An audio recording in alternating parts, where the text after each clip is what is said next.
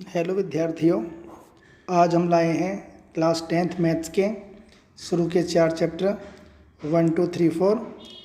आज हम 1, 2, 3, 4 जो पहला chapter real number, second chapter polynomial, third chapter linear equation और फोर्थ वाला है क्वाड्रेटिक इक्वेशन। इनसे रिलेटेड एमसीक्यू देखने वाले हैं ट्रिकी मेथड से, ताकि बोर्ड एग्ज़ाम में हमारा पेपर समय से पूरा हो जाए। तो करते हैं स्टार्ट। क्वेश्चन नंबर 1 आता है, alpha beta are the zeros of polynomial ax² plus bx plus c।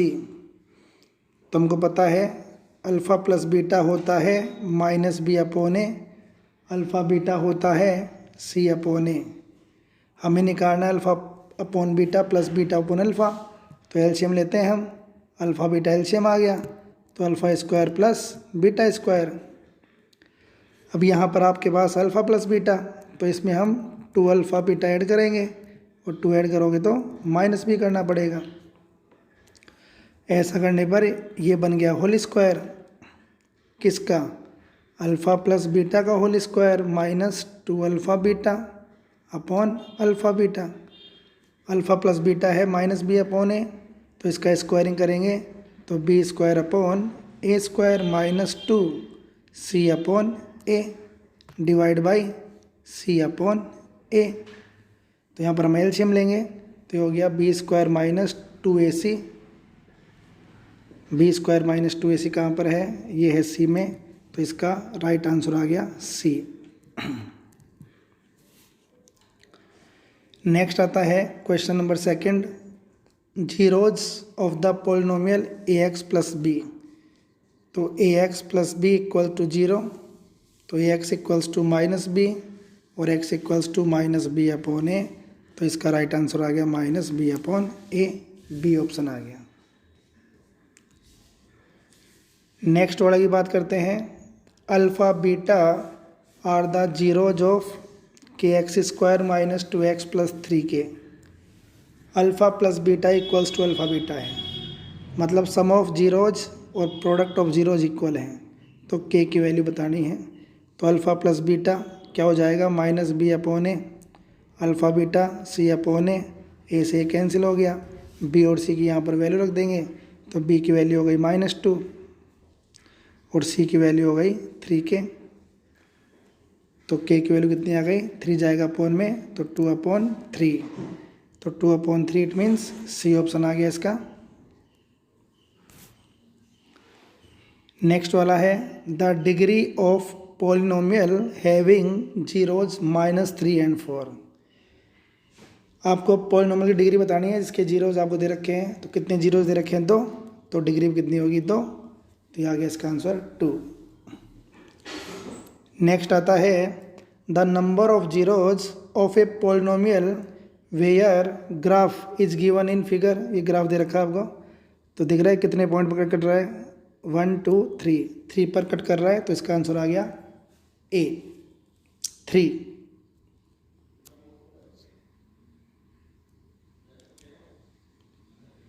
Next आता है, one of the zeros of the quadratic polynomial is 2। इसका एक जीरोज है 2, तो k की वैल्यू फाइंड करनी है। तो जीरोज क्या होता है? जो वैल्यू को 0 कर दे। तो इसमें आप x की वैल्यू 2 रख दोगे, 2 का square plus 3 into 2 plus k equals to 0। तो हो गया 4 plus 6 plus k equals to 0। तो k की वैल्यू आ गई -10, तो -10 इसका राइट आंसर आ गया बी।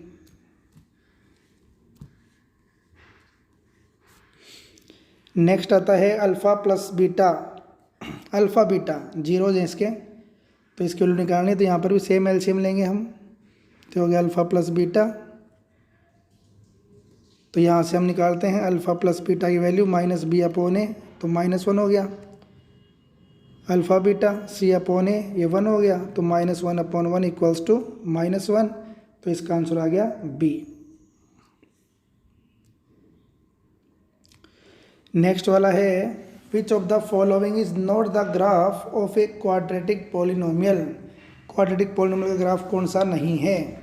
तो हमको पता है क्वाड्रेटिक पोलिनोमियल से हमेशा बनता है, क्वाड्रेटिक पोलिनोमियल से बनता है पैराबोला, और पैराबोला को हम बोलते हैं, इस प्रकार से बनाते हैं। तो आप देखिए पैराबोला पैराबोला पैराबोला, ये पैराबोला नहीं है, मतलब राइट आंसर आएगा डी। अब आता है question number 10। If the graph of a polynomial intersect at x-axis at 3 points, then the number of zeros। x axis को ये 3 पॉइंट पर इंटरसेक्ट करता है, तो नंबर ऑफ जीरोज कितने होंगे? 3। तो इसका राइट आंसर आएगा 3, सी। नेक्स्ट है the quadratic polynomial sum of whose zeros -5 product 6। तो हमें पता है क्वाड्रेटिक पोलिनोमियल का फॉर्मूला होता है x square alpha plus beta into x plus alpha beta. तो यहाँ पर डायरेक्ट वैल्यू पुट कर देंगे हम। अल्फ़ा प्लस बीटा है -5 और ये है 6, तो x square plus 5x plus 6, तो ये आंसर आ गया ए।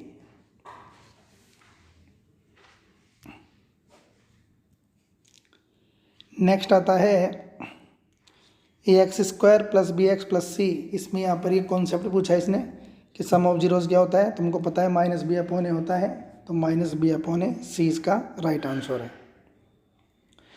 नेक्स्ट आता है 13। On comparing the ratios a1/a2 b1/b2 c1/c2। हमें कंपेयर करना है और बताना है कंसिस्टेंट या इनकंसिस्टेंट। तो देखते हम a1/a2 निकालते हैं, यह आ गया 4/3 इंटू 2, तो 2 2 4, तो यह आ गया 2/3। b1/b2 निकालते हैं 2/3, c1/c2 निकालते हैं 8/12, तो ये भी आ गया 2/3। तो क्या देख रहे हो आप, a1/a2 b1/b2 c1/c2 तीनों इक्वल आ गए। It means infinite many solution हो गए, मीन्स ये कंसिस्टेंट हो गया। तो इसका आंसर आएगा कंसिस्टेंट। नेक्स्ट बोल रहा है two rails are represented by the equation, दे रखे हैं आपको। तो क्या ये रेल एक दूसरे को क्रॉस करती हैं? तो सेम कॉन्सेप्ट है पिछला वाला, a1/a2 b1/b2 c1/c2। तो ये a1/a2 आ गया 1/2, b1/b2 आ गया 2/4 और ये हो गया -4/12। तो ये 1/2 आ गया, बट ये 1/3 आया। तो शुरू के दो इक्वल है, तीसरा इक्वल नहीं है। It means no solution. और नो सॉल्यूशन कब आता है? जब लाइंस पैरेलल होती हैं, इट मीन्स ये पैरेलल हैं, तो इंटरसेक्ट नहीं करते। नेक्स्ट आता है if the lines given by, ये क्वेश्चन गिवन है, आर पैरेलल दे रखा है। तो पैरेलल की कंडीशन क्या है? a1/a2 equals to b1/b2 is not equals to c1/c2। तो ये तो काम आएगा नहीं, बिकॉज हमें वैल्यू निकालनी क्या की, तो इसमें वैल्यू पुट कर दो। तो 3/2 इक्वल्स टू 2k/5, तो 5 3 जा 15/4, तो 15/4 इसका राइट आंसर आ गया डी।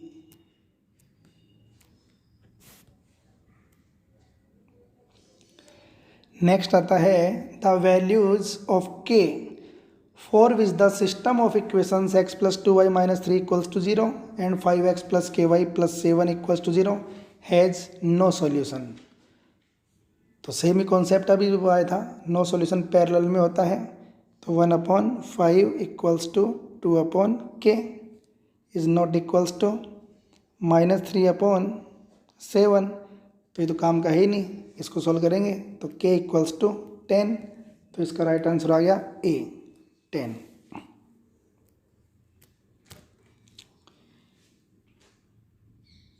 नेक्स्ट आता है 17th। The pair of linear equation y equal to 0 and y equals to -6।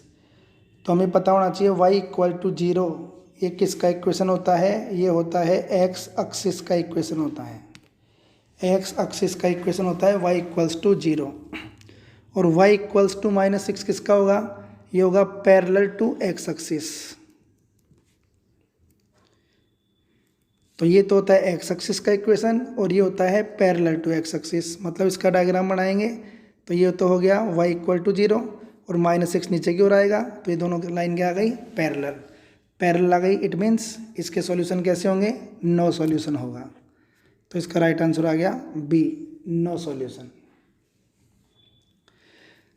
If the system has a unique solution, तो यूनिक सॉल्यूशन की कंडीशन क्या होती है, a1/a2 is not equals to b1/b2। तो 6/k is not equals to -2/-1, तो minus से minus cancel हो गया, तो यह आ गया 2k इक्वल्स टू 6। तो k is not equals to 3, तो k is not equals to 3, C।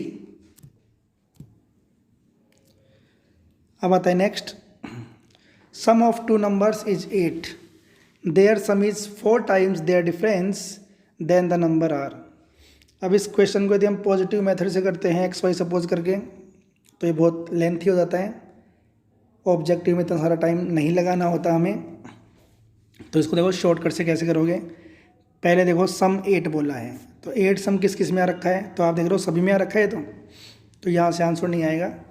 अगली condition, sum is 4 times their difference, तो एक बार सम करना है एक बार डिफरेंस करना है, तो सम करेंगे तो 8 आया, डिफरेंस किया 6 आया। क्या बोल रहा है, 4 टाइम्स होना चाहिए, तो है क्या, नहीं है, मतलब ए ऑप्शन नहीं है, बी तो वैसे नहीं आएगा। सी की बात करते हैं, 6 और 2 8 और 6 में 2 गया 4, क्या 4 टाइम्स है, नहीं है, तो ये भी नहीं आएगा।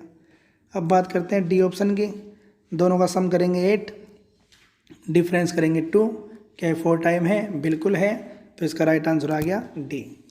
तो इस प्रकार से हम ट्रिक से करते हैं इस प्रकार के क्वेश्चंस। नेक्स्ट की बात करें तो 5x² + 8x + 4 equals to 2x² + 4x + 6, ये क्या है। तो देखो यहाँ पर 5x² में 2x² माइनस करेंगे तो भी 3x² बचेगा, मीन्स स्क्वायर बचेगा, तो हाईएस्ट डिग्री कितनी हो गई 2, it means this is quadratic, तो इसका आंसर आ गया ए।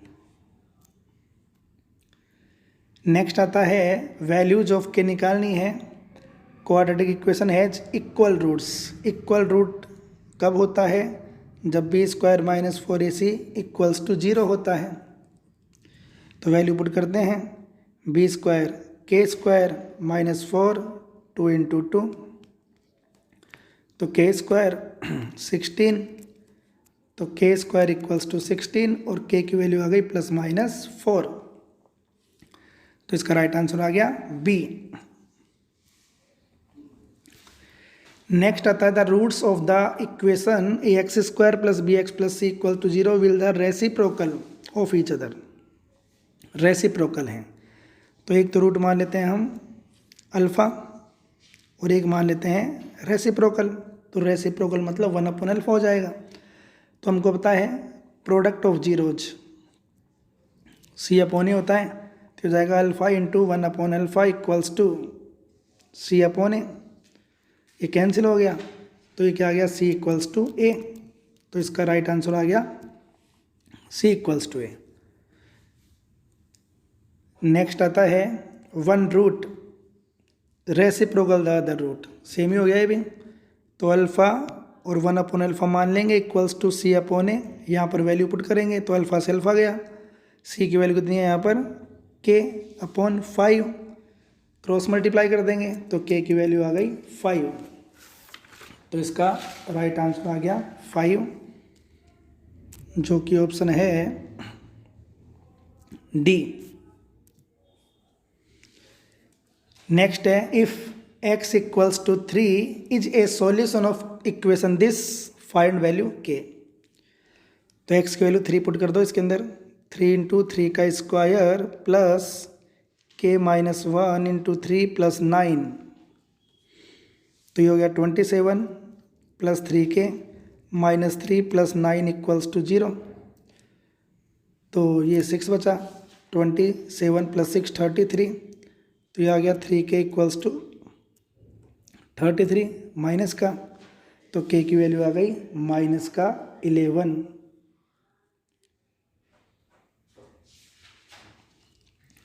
अब आता है next, check the equation is quadratic equation और नॉट। तो सॉल्व करते हैं इसको हम। 2x² + 3x = x² + 1। तो 2x² में 1x² माइनस करेंगे तो भी x² बचेगा, मतलब ये क्वाड्रेटिक है। मीन्स आंसर आएगा इसका यस। नेक्स्ट की बात करें, smallest number of 4 digit exactly divisible by 12, 15, 18, 27। तो हमें क्या निकालना है, इन चारों का एलसीएम निकालना पड़ेगा। तो 12 का हो गया 3 × 2 × 2, 15 का हो गया 3 × 5, 18 का हो गया 3 × 3 × 2 और 27 हो गया 3 × 3 × 3। तो एलसीएम निकालते हैं। एलसीएम में क्या आएगा, 3 की पावर 3 आ गया, 2 की पावर 2 आ गया और 5 भी आएगा। तो हो गया 27 × 20, 540 आ गया। बिकॉज आपसे क्या बोला है, 4 डिजिट का नंबर चाहिए, तो ये सारे 4 डिजिट हैं। तो आपको देखना है कि 540 का डबल करेंगे कितना आ गया, 1080। तो 1080 is a right answer. Every prime number has exactly कितने फैक्टर, ये पूछा है आपसे। तो प्राइम नंबर खुद से और 1 से ही डिवाइड होता है, तो इसके 2 फैक्टर हो गए, तो इसका राइट आंसर आ गया D. HCF of 2 consecutive numbers, जो 2 कंजिक्यूटिव नंबर होते हैं, इट मीन्स लगातार नंबर होते हैं, उनका HCF हमेशा 1 होता है और इन्हें हम को प्राइम नंबर्स भी बोलते हैं। तो इसका राइट आंसर आएगा 1। इरेशनल बताना है, तो ये रेशनल है, ये भी रेशनल है, ये भी रेशनल है। ये दिख रहा है P अपन Q की फॉर्म में है। ये क्या है, यहाँ पर टर्मिनेटिंग हो गया, इट मीन्स रेशनल है। ये टर्मिनेटिंग, नॉन टर्मिनेटिंग रिपीटिंग है, रेशनल है। और ये है non terminating non repeating, means D is correct answer. Next 6 और 20 का एलसीएम और एचसीएफ निकालना है। तो 6 के हो गए 2 × 3, 20 का हो गया 2 की पावर 2 × 5। तो एचसीएफ तो हो गया 2 और एलसीएम की बात करें तो ये मल्टीप्लाई बाई और ये तो 60 हो गया। तो 2 और 60, HCF 2, LCM 60। नेक्स्ट की बात करें 3825 के प्राइम फैक्टर्स करने हैं, तो कर लेते हैं। 3 से डिवाइड हो रहा है, 3 1 जा, 3 2 जा, 3 7 जा, 3 5 जा। फिर 3 से हो रहा है, 3 4 जा, 3 2 जा, 3 5 जा। फिर ये 3 से नहीं हो रहा, 5 से होगा।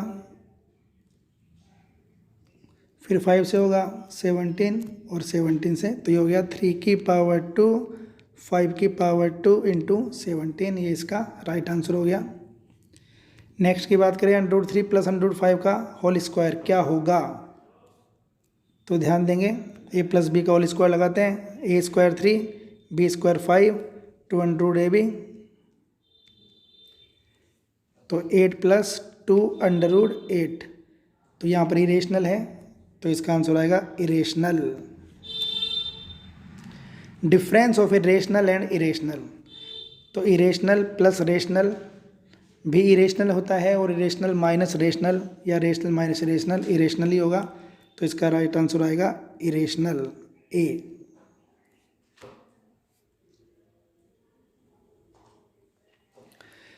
द नंबर 105 + √2 अपॉन 105 - 102 बताना है क्या है, तो इसको रेशनलाइज करना पड़ेगा। 105 + √2 से मल्टीप्लाई डिवाइड कर देंगे, तो ऊपर लग गया होल स्क्वायर हो गया। तो होल स्क्वायर को सोल्व करेंगे तो 5 + 2 + 210, नीचे a + b है -b, तो 5 - 2। तो आप देख रहे हो इरेशनल बचा, तो इसका राइट आंसर आएगा इरेशनल, सी। HCF ऑफ 867,255, तो इसको भी हम लॉन्ग मेथड से ना करके, HCF का मतलब क्या होता है, हाईएस्ट वैल्यू। तो आप देखो सबसे बड़ी वैल्यू कौन सी है, 55। क्या 55 से दोनों नंबर डिवाइड हो रहे हैं, तो हमको चल रहा है ये नंबर डिवाइड नहीं हो रहा, डायरेक्ट मालूम चल रहा है, मतलब 55 इसका आंसर नहीं होगा। अब देखते हैं 55 से छोटा 51, क्या 51 से दोनों डिवाइड हो रहे हैं, तो आप चेक करोगे तो दोनों डिवाइड हो रहे हैं, मतलब इसका राइट आंसर आ गया 51B। फिर आपको HCF और LCM बताना है 12, 21, 15 का। तो HCF की बात करें तो HCF का मतलब सबसे बड़ा होना चाहिए जो सभी को डिवाइड करें। तो देखो क्या सबसे बड़ा देखते हैं अपन, 420 ये तो मतलब ही नहीं है। 12 उसके डिवाइड हो रहे हैं सारे, नहीं हो रहे, तो 3 आया, तो HCF तो आ गया 3, मतलब 2 ऑप्शन तो इसमें कट गए ऑलरेडी HCF से। अब यहाँ पर A और C बचा। अब चेक करते हैं LCM। तो 420 से क्या ये सारे डिवाइड हो रहे हैं या 140 से हो रहे हैं, तो 140 से नहीं हो रहे, तो इसका राइट आंसर आ गया C। तो इस प्रकार से हम इनको शॉर्टकट ट्रिक से करेंगे ताकि हम बोर्ड एग्ज़ाम में टाइम बचा सकें। धन्यवाद।